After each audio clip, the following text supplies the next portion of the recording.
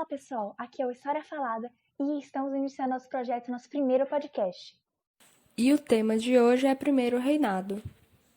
Ou morrer pelo Brasil, ou ficar a pátria livre, ou morrer pelo Brasil. Para começar aqui primeiro, a gente vai contextualizar. Por isso, a gente vai dar uma voltada para 1820, quando Dom João VI foi obrigado a voltar para Portugal e deixar o Brasil com a Revolução do Porto, que também desejava a promulgação, ou seja, a aplicação da Constituição. Ele então volta a Lisboa em 1822.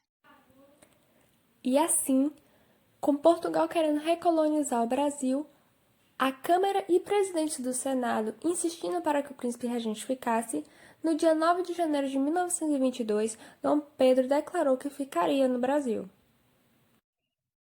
E esse dia também ficou conhecido como o Dia do Fico, que foi crucial para que no dia 7 de setembro Dom Pedro I declarasse a independência do Brasil, tornando-se imperador. Então se inicia o primeiro reinado, um governo que durou desde 1822 até 1831. Mesmo tendo declarado independência, ele teve uma forte oposição nas províncias do Maranhão, Pará, Piauí e Bahia. O imperador conseguiu retirar a resistência à força, contratando militares, soldados e mercenários para resolver o problema. Porém, como nem tudo são flores, o Brasil ele precisou passar por um árduo processo de busca do reconhecimento internacional da sua independência. O primeiro país a aceitar a independência do Brasil foi os Estados Unidos da América, que na época estava seguindo a doutrina Monroe e apoiava o reconhecimento de repúblicas latino-americanas sob o slogan América para os Americanos. A Inglaterra, que na época estava sendo impulsionada pelos ideais iluministas pela primeira Revolução Industrial, potência mesmo, pressiona Portugal, que enfim, em 1825, reconhece a independência do Brasil, em troca de 2 milhões de libras esterlinas. Esse dinheirão serviu para pagar a dívida de Portugal com a Inglaterra. Porém, a gente só conseguiu mesmo se livrar dessa dívida em 1890, porque quando a gente foi pagar para Portugal, a gente estava zerado. Portugal tinha levado todo o nosso dinheiro, estava tudo com eles. Então a gente teve que assumir mais dívidas, pegar mais empréstimos, e a gente só consegue realmente quitar, se livrar dessa dívida com a Inglaterra em 1890.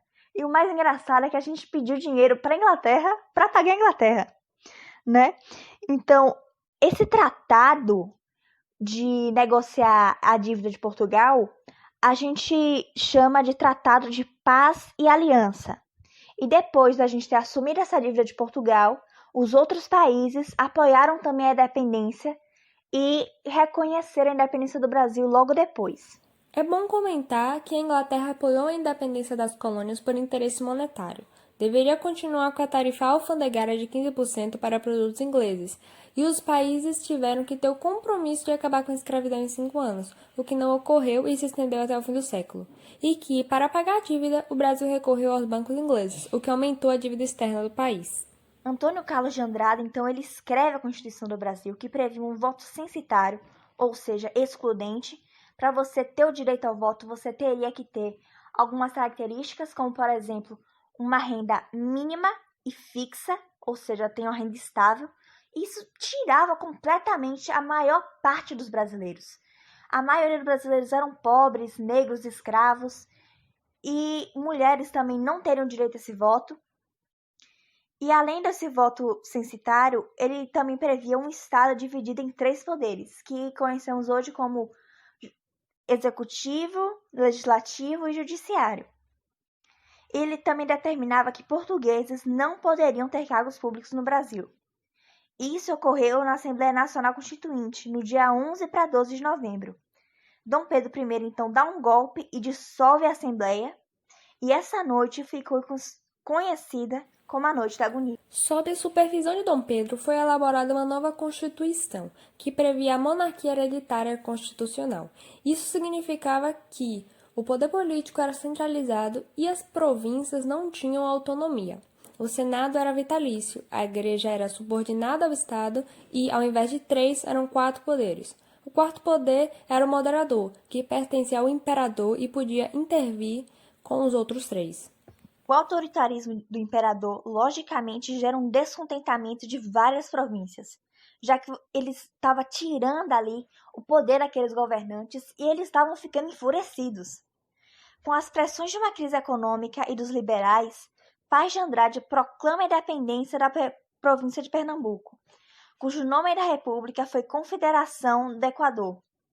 Apesar do governo ter liderado uma ação violenta, Paz de Andrade conseguiu fugir. A região da Cisplatina, que tinha esse nome graças ao Rio da Prata, também queria a independência do Brasil. Logo, os uruguaios constituíram a República das Províncias Unidas do Prata.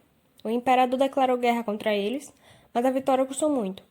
Ele foi acusado de agir em prol da herança portuguesa, ao invés de agir com interesses do Brasil. Buscando cada vez mais mercado consumidor, mais uma vez a Inglaterra intervém no Brasil e em 1828 o Brasil reconhece a independência da República. Com a morte de Dom João VI, Dom Pedro I abdicou do trono português por sua filha, mas como ainda era menor, seu tio assumiu como regente. No entanto, ele usurpou o trono e Dom Pedro ameaçou enviar tropas a Portugal, o que não agradou os brasileiros. Dom Pedro estava muito mal na fita, a imagem dele estava na lama assim, e para melhorar sua imagem, que estava degradada, Dom Pedro então decide visitar as outras províncias na tentativa de conversar e de melhorar sua imagem. Ele foi recebido friamente em Minas Gerais. Em contrapartida, os portugueses receberam bem para mostrar seu apoio a ele. Isso causou a Noite das Garrafadas, um conflito entre os portugueses e os brasileiros opositores. Dom Pedro, então, criou um ministério inteiramente de brasileiros na tentativa de aumentar sua popularidade. Quando notou que não ajudaria, substituiu os membros por portugueses. Não aguentando a pressão, Dom Pedro I abdicou em nome de Pedro de Alcântara, seu filho. E este foi o fim do primeiro reinado. Então é isso, pessoal. Espero que vocês tenham gostado, curtido o podcast. A gente vai lançar outro ainda. Então fiquem ligados. Por favor, continue estudando com distanciamento social, com tudo certinho. A gente vai vencer essa pandemia. Fiquem bem.